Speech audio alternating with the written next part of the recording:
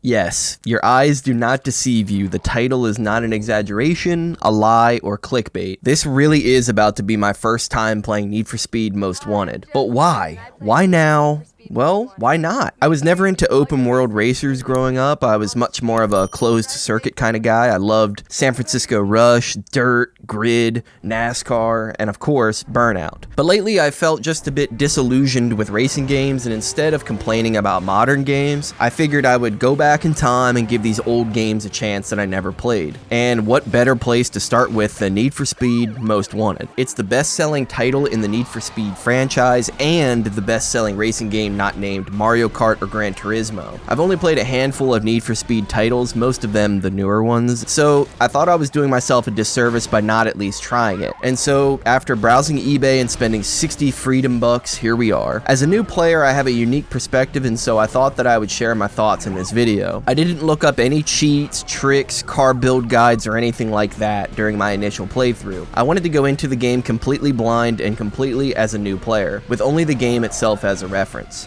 I think I've covered just about everything I wanted to cover before I dive into this, so let's just get on with it. My name is Mercy, and I played Need for Speed Most Wanted for the first time. Enjoy. Need for Speed Most Wanted was released on November 15th, 2005 for the PlayStation 2, GameCube, Xbox, Xbox 360, and PC. The game also launched on the Game Boy Advance, Nintendo DS, and PSP, but these versions are Most Wanted in name only and may as well be different games entirely. I'll cover them some other time. Instead, today we'll be primarily looking at the Xbox 360 version of the game. Why the 360? Well, the game is arguably the best on the 360. Graphics-wise, the game is superior on this platform to any other platform, even the PC. From what I've read online, it seems that EA ported the PS2 version to PC and kept the next-gen version on the 360. The PC does pull ahead with mods, but I wanted to experience the game vanilla for the first playthrough. And that's not to say that the 360 is flawless, it's far from it. There's frame drops and other issues, but for a first-time playthrough, I thought this would be the best version to play. If you'd like a more technical analysis, I've linked a video down below where he goes more in depth with this aspect, comparing not only the 360 and the PC, but the other versions of the game as well. This isn't really my forte, and I think he did a better job of explaining it than I could. Instead, I would like to dive right into the game's story. It kicks off with you rolling into town in the now iconic BMW M3 GTR. You're here to challenge another racer in his Ford Mustang, Clarence Callahan, or Razor as he's known. Razor makes it pretty clear that he doesn't respect you and you're racing for pink slips. Basically, whoever wins the race wins the loser's car. Because the stakes weren't already high enough, Razor calls the cops and informs them of the street race that's about to happen between you two. So, while racing, I noticed that my M3 was much faster than his Mustang. I had him totally beat. But before I could finish, I receive a call from Mia, a racer who's taken a liking to me, who claims I left an oil slick near the start line and that I need to find a way to finish the race. Suddenly, my car starts to stall out and lose power while Razor blasts on by me. After rubbing it in my face and embarrassing me, the police finally show up and everyone disperses. Except for me because, well, I don't have a car, and so the police arrest me. Since the police have nothing on me, they didn't see me race, and since, once again, I don't have a car, they're forced to let me go. Mia surprisingly comes to pick me up and informs me that while I was arrested, Razor was using my M3 to dominate the blacklist, and he's now sitting at the top of it. She set me up with a safe house where I can hang out and build myself back up until I'm ready to challenge Razor at the top.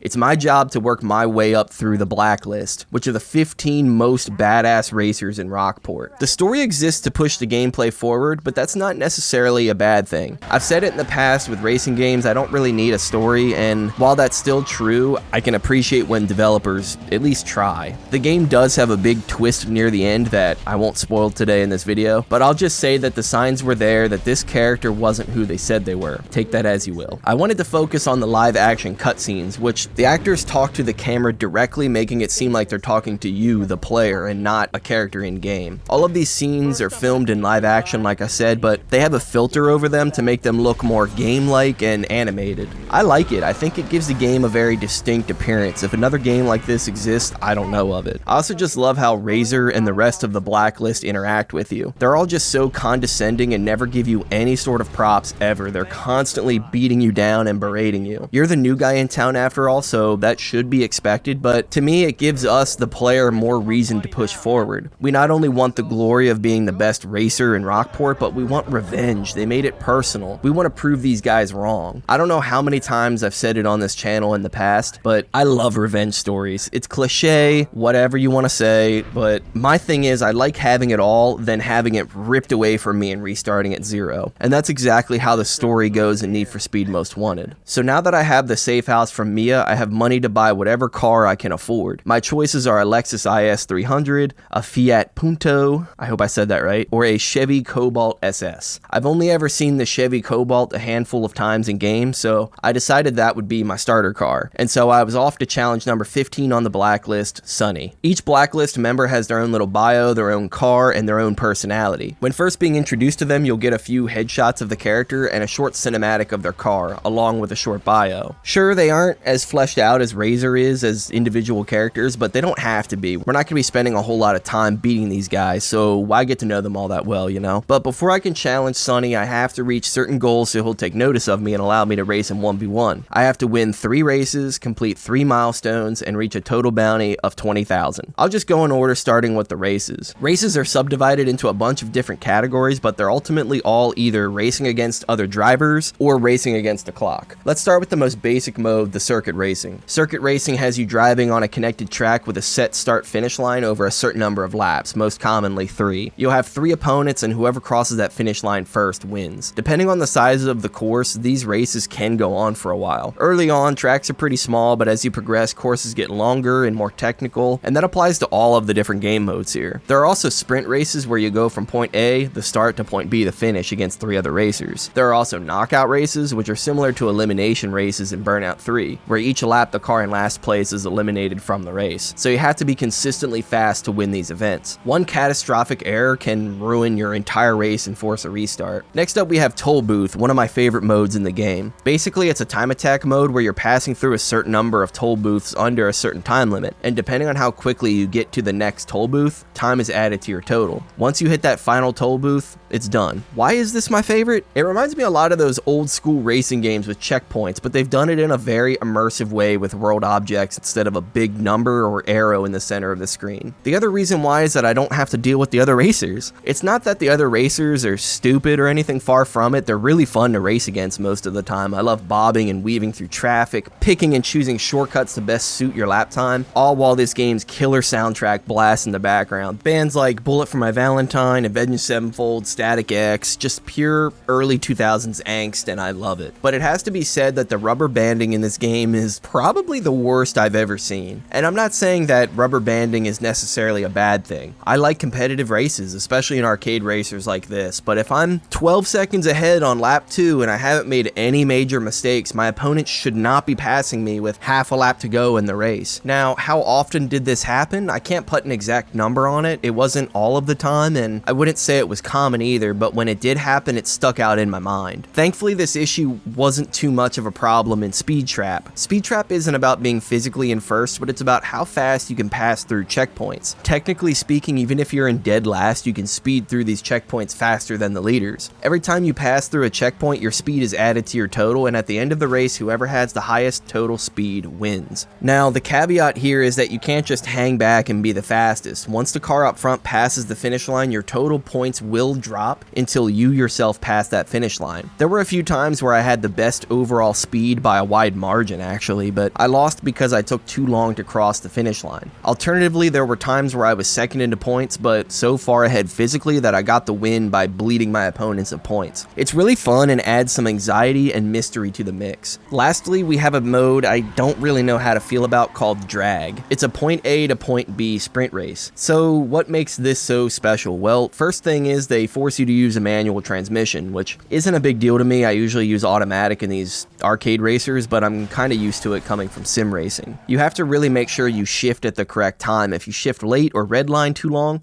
you could blow your engine and be out of the race. Alternatively, shift too early and you'll be slow and need to waste time downshifting, getting back up to speed, and then upshifting. The game thankfully does pop icons up onto the screen for when it's time to upshift, and you'll want to really pay attention to them. My biggest issue though with drag racing is the fact that you don't have direct control over your steering like you do everywhere else in the game. What I mean by this is that if you press the stick left, your car doesn't move to the left in an analog way. Instead, it just kind of moves over a lane. So essentially all you're doing is picking which lane you want to place your car in and shifting back and forth to dodge traffic. It also seemed a bit unresponsive, like I couldn't make split-second decisions. I'd have to choreograph my steering way ahead of time to dodge traffic. On top of this, in this mode, a wreck will trigger an instant game over. Versus the other modes where a wreck is a huge deal, no doubt, but it's not like you have a health bar or durability or anything like that. You can continue if you feel like you can still win the event. So it starts to come down to trial and error later on in the game when the cars get faster and the races get longer and more complex. There's little room for error. Generally speaking, these races are pretty short. I think the longest one was maybe a minute and some change. So it's quick and easy to jump back in and try again. That's why I'm so conflicted. One side of me craves variety, and so I should be all over this, whereas another side of me thinks this feels out of place and the game is in need of other modes that change that core gameplay. But it's also really quick, and the positive I can see with this mode is that because the races are so short, that later on in the game when the other races get harder and the blacklist requires more race wins, these are the best way to just quickly add another W to your win column. Staying on that topic, I just want to quickly talk about Most Wanted's difficulty and what I think makes it and other racing games from this era so good. The game has one standard difficulty. It starts you off slow and ramps up the difficulty as you progress and get more familiar with the physics, the map, the game's structure. Pretty standard stuff. Every game should aspire to do this. But what I like though is just how customizable that difficulty is. What I mean by customizable is that early on when you just have those starter cars and not a lot of money, the game is straightforward. Take your car to the race and win it. No other thoughts should be bouncing around in your head. But as you progress through the blacklist, you'll start to notice the race is getting longer and more difficult. The game after a while essentially forces you to upgrade. The game doesn't scale to your car itself. It's almost like an RPG in a way, having to find a car that fits your playstyle and then building it out into something more suited for your strengths and weaknesses. So now you're not only showing up at a race with your car, but you're strategizing. Which upgrade do I buy next? Which car do I bring to this race? Is my car adequate even?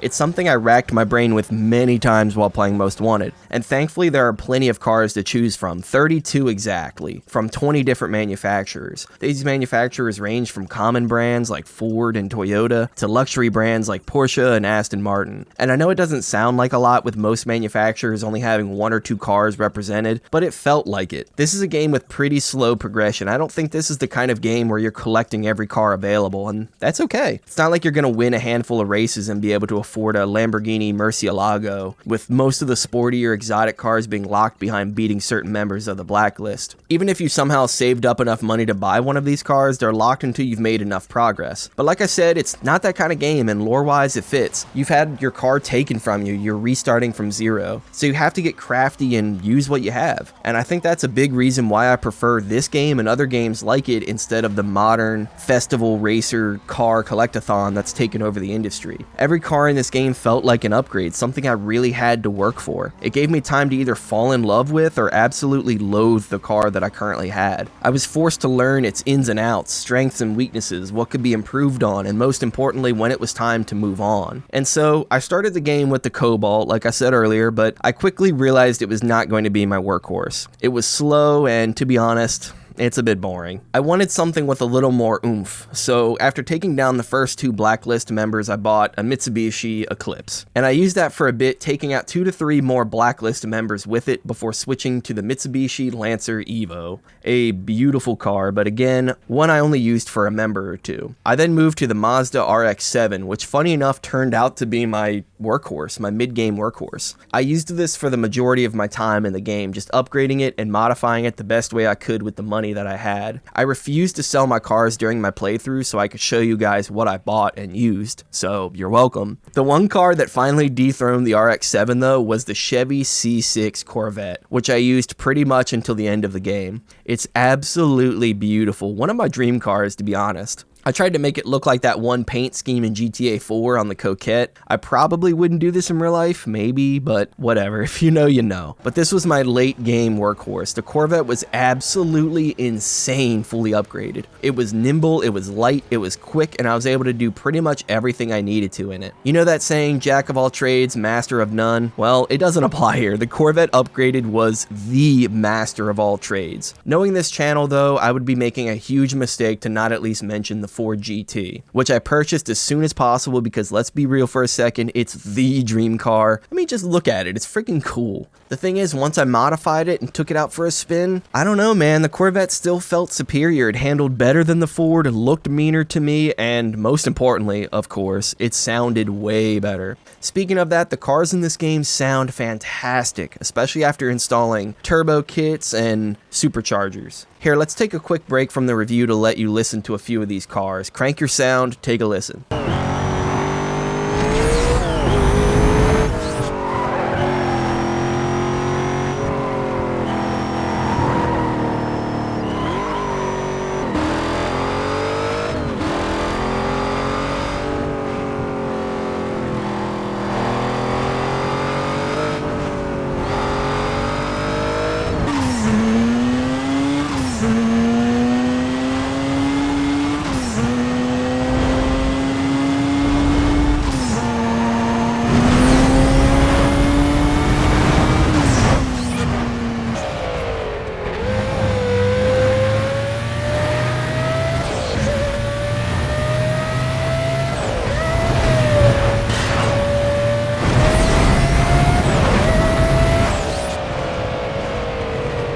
If that doesn't put a smile on your face, I don't know what will. Other than the Ford, every single car I purchased felt like a direct upgrade. It was always exciting to look at a locked car in the lineup and think, dang, I can't wait to get that. It got to a point where I'd beat a blacklist member and then instantly rush over to the car lot to buy the car that I wanted without any other thoughts in my mind. While we're on that subject, let's talk about car customization. Parts are split up into 3 categories: performance, visual, and parts. The performance category is for upgrades that directly affect your car's stats, like upgrades to the engine, new tires, new brakes, that sort of thing. These really do make a big difference too, and you'll notice most of them as soon as you leave the shop. The single most important upgrade I bought early on was nitrous. Getting even just a small boost of speed is so important. I love the feedback too, seeing that trail of light behind the taillights and hearing that infamous EA nitrous sound. The camera pulls back to exaggerate the sense of speed. It's so sick. Anytime I buy a new car, the first thing I do is drive it over to the part shop to at least get nitrous fitted.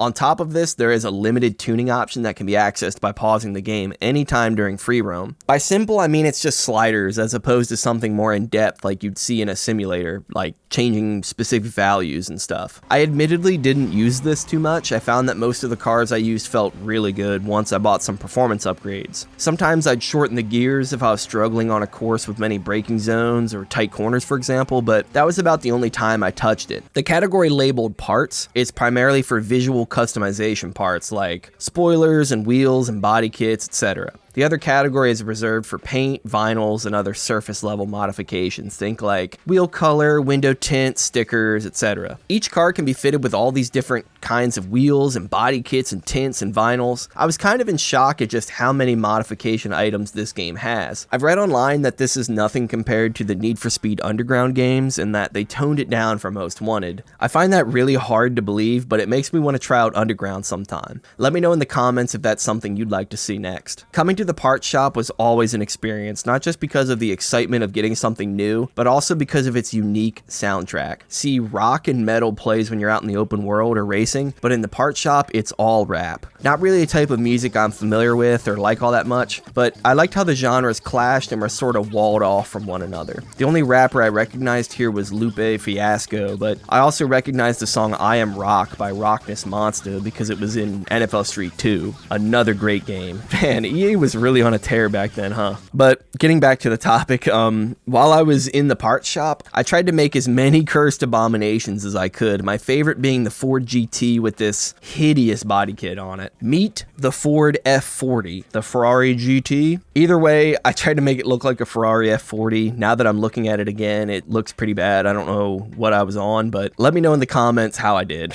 I only had one minor issue with the customization. It's regarding the body kits. You can't individually customize the side skirts and the front and rear bumpers independently, so it's all or nothing with the body kits. With that, I couldn't create as many abominations as I wanted to. Like I said, it's a pretty minor issue in the grand scheme of things, really. Overall, the customization is solid, and I really enjoyed progressing through the game, unlocking and buying more parts for my cars. So far, I've talked about what cars are available, my journey with what cars, and the customization of said cars, but I haven't really talked about how they handle, which I I feel like that's an oversight. Well, how is it? I'm happy to report that it's also excellent. Most of the cars I used in Most Wanted handled really well. They felt grippy and responsive, even at stock and even the slower, cruddier starter cars. Don't expect to pull off any crazy drifts without losing a considerable amount of speed. This isn't that kind of game, but it does require you to brake and to take effective lines. I love that about this game. It's actually challenging. There's a learning curve. Hitting barriers or traffic or other objects will slow you down a considerable amount. It's not necessarily an issue in the races, but during police pursuits, it could be catastrophic. So let's finally talk about the police pursuits, the other half of Most Wanted's content. Police pursuits make up the bulk of the second and third categories related to the blacklist, the second called milestones and the third relating to bounty. Milestones are basically different challenges to complete around Rockport. The first set of milestones all relate to the police pursuits. These can be started anywhere, finished anywhere, it doesn't matter. But there'll be something like dodge a certain number of spike strips, or evade X number of roadblocks, or wreck out X number of police cars. You get the idea. The caveat being that these challenges have to be completed in a single pursuit, and then you have to evade the pursuit as well. So map knowledge is pretty damn important because the cops in this game are absolutely ruthless at higher heat levels. See, Most Wanted has a similar system to GTA's Wanted system. There are stars, or in this game they call them heat levels. The longer you're in a pursuit, the higher your heat level goes. But unlike GTA, it's not like the military comes after you with tanks, but instead the police get more aggressive and send faster and harder hitting vehicles after you. Heat levels 1 through 3 are all pretty much a joke to me. They're very easy to evade. They come at you with these slow knockoff Crown Vics or Chevy Caprices or whatever they're supposed to be. They're not really a threat. Heat level 4 and 5 is where it starts to get very serious, with hard-hitting aggressive SUVs that come out of nowhere, helicopters that are much faster than you and have a wide cone of vision, and speedy and nimble Corvette cop cars. It has to be said that these are the most aggressive police I've ever seen in a game. Cops will pile onto you and pin you against walls with little to no care for their own well-being. Once you're pinned against a wall or surrounded by police, you're pretty much screwed. You have a very limited window to get going and get away, but it's easier said than done. There's nothing more frustrating than spending 10 plus minutes in a police chase, building up your heat, knocking down the milestones, and stacking up your bounty, just to have an unseen SUV plow you into a wall and pin you against it, ending the pursuit. That's not to say you have to build your heat up every time from level 1. Your heat level sticks to the car you're driving if you get away. But once you're arrested and you pay your fine, it resets. It can also be reduced by stashing it away in your hideout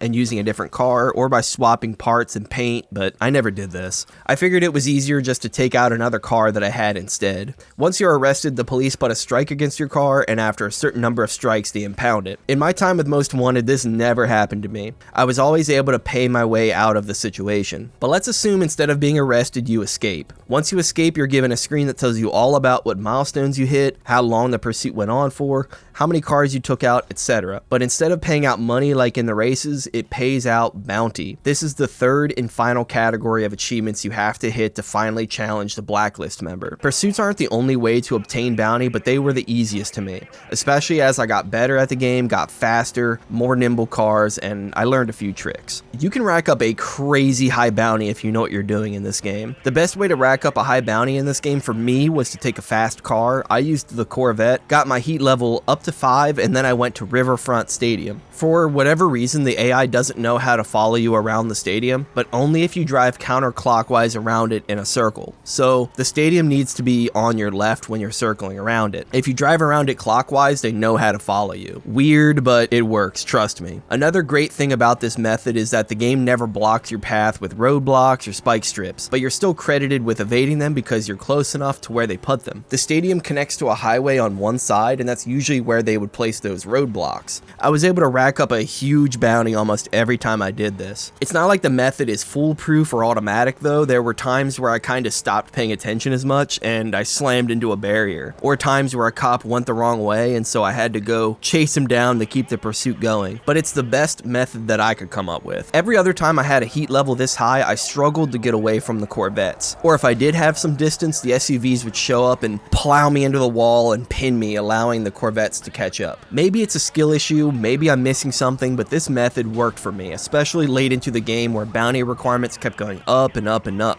It's not like you just have to beat the cops on speed though. The game does give you some tools to help reduce the police numbers or give you a window for a getaway. Pursuit breakers are pretty cool. They're shown by these red triangles on the minimap that represent different breakable objects, that when you run into them they collapse and create an obstacle for the pursuing cops to either evade or crash into. These can be anything from scaffolding to breakable signs to my favorite, gas stations. Gas stations were my favorite because there was usually a car wash attached to that gas station, so it was very easy to trigger that pursuit breaker, taking out all of those pursuing cops and then quickly hide in the car wash. This didn't always work, but was usually at least worth a try. Speed breakers are the other tool at your disposal, and it's pretty much like a bullet time or a slow-mo. It can be triggered whenever you want, and it gives you more time to maneuver around. This becomes really useful when roadblocks and spike strips start going up ahead of you and you're flying at high speeds with little time to react. In this game, if you hit a spike strip, it's over. Your tires won't reinflate, you'll just have to sit there helpless while the cops bust you. In addition, it gives you more power to plow through the roadblocks. This can also be used during races. It's not locked to the pursuits, but I just didn't care for how it changed my car's handling. I felt like it was more likely to send the car into a drift, and it slowed me down too much. In pursuits, I'd say it's pretty much required if you want to evade the police. Pursuits aren't the only way to get a bounty, however. There is one other way, and that's the photo ticket challenges. These are just specific points in the map you're expected to pass through while going at a certain speed. Anything extra is just a bonus, but once you pass through, a photo of your car is taken and the bounty is paid. Early on, these are placed at the end of long stretches of road, but as you progress, they start putting them in the middle of winding curves and in places that are more tricky to achieve. They're really fun, and I just wish there were more of them, and I wish they paid out more bounty. I kind of wish there was more to do in Most Wanted's open world in general. Give me some stunt jumps, or maybe some cars that you can only acquire from the open world through like barn finds, or maybe encounters with random NPCs in the world that you can race. Say what you want about Criterion's 2012 Need for Speed Most Wanted, but driving around just looking for cars in that game was its absolute best feature. It gave me a reason to not just select everything I needed to from a menu and fast travel like I do in this one. There's really no reason to drive around Rockport on your own except to go to the part shop and the car dealer. You can explore,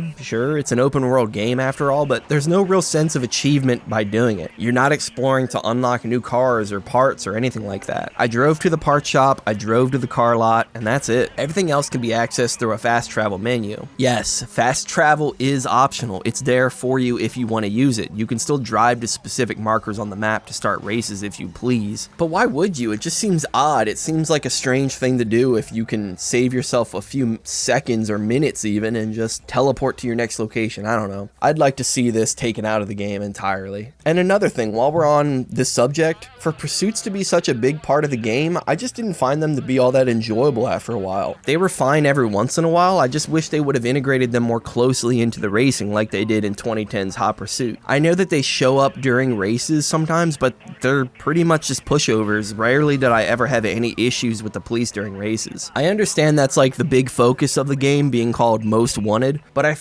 don't know, I found the racing to be way more enjoyable even when I had to restart a race. Restarting a race was just a few clicks away and I was back in the saddle trying again, whereas you get busted and then what? You have to spend time getting your heat level back up in the car you've already tricked out to evade police, but because those low-level police are so useless, you have to baby them to keep them in sight of you, and then once you get that heat level up, who's to say you're even successful at hitting those milestones? I would have liked to have seen something to boost my heat level up, or maybe some place on the map where I could instantly skip those low levels. Maybe if I, for example, crashed through the police station, it'd set me at an instant heat level 4 or something. I don't know, I'm just spitballing, but I want some kind of a shortcut to cut out some of the early heat levels, which to me, they're just pointless. They really are. At this point, I'm really just ranting, but I felt so fatigued from the pursuits by the end of the game. But even with all of those issues that I just laid out, something here clicked for me. I was actually sad when I defeated Razor and I realized that was that. There was nothing left in this game's career mode. I loved that feeling of going into a race and either dominating my opponents and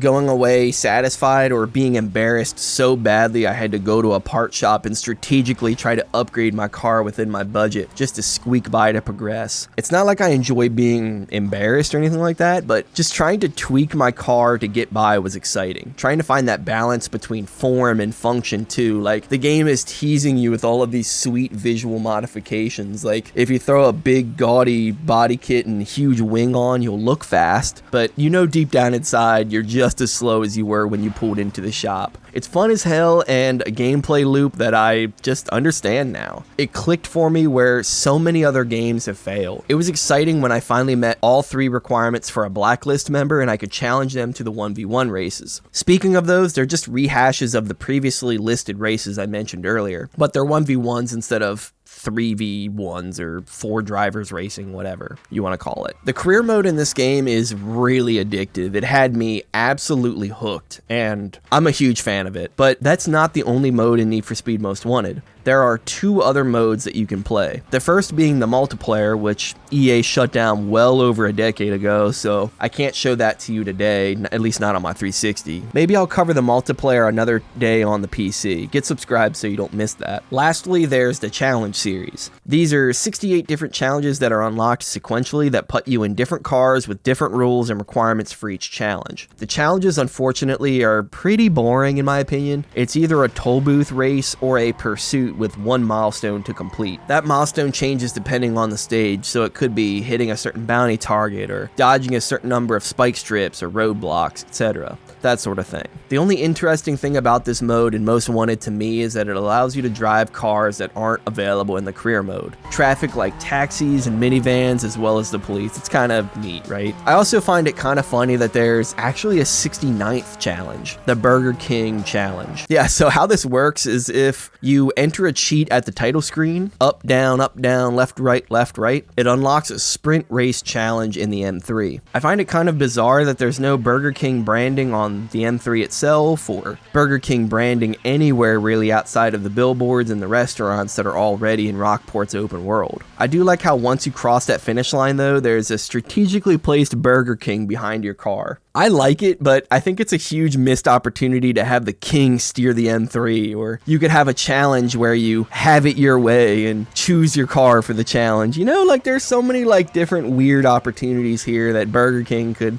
come up with, and it's like, come on, that's a great idea, right, Burger King? Come on, call me, my phone's open. And that just about sums up my total experience with Need for Speed Most Wanted. What do I think? Well, I think it's a great game that absolutely is still worth a play today. Sure, it's not perfect. The police pursuits are a pain in the ass sometimes, but what game from this era is perfect? The core gameplay loop is so addictive. Even when I was getting pissed, I couldn't put the controller down. Once you think you have it figured out, the game raises that bar once again. It forced me to get good. It forced me to think about my cars and my upgrades. It forced me to come up with a ridiculous strategy to avoid the police. This is a game I won't forget. It has absolutely left a lasting impression on me. I know at the end of the day it's just a game, but I can see now why it's so highly regarded among fans. It hasn't dethroned Burnout Revenge as the best racing game of all time. Let's slow down just a minute, but I would safely say that it's in my top 5 all time. What a phenomenal game. I can't believe it's taken me this long. Wow. And so enough of me. With that, I turn the question over to you guys. Have you ever played Need for Speed Most Wanted? What did you think of it? Did I nail it or did I get something wrong? What did I miss? Please let me know in the comments. I would love to read your responses. Thank you all again for your continued support of the channel. My name is Mercy, and as always, have a good one.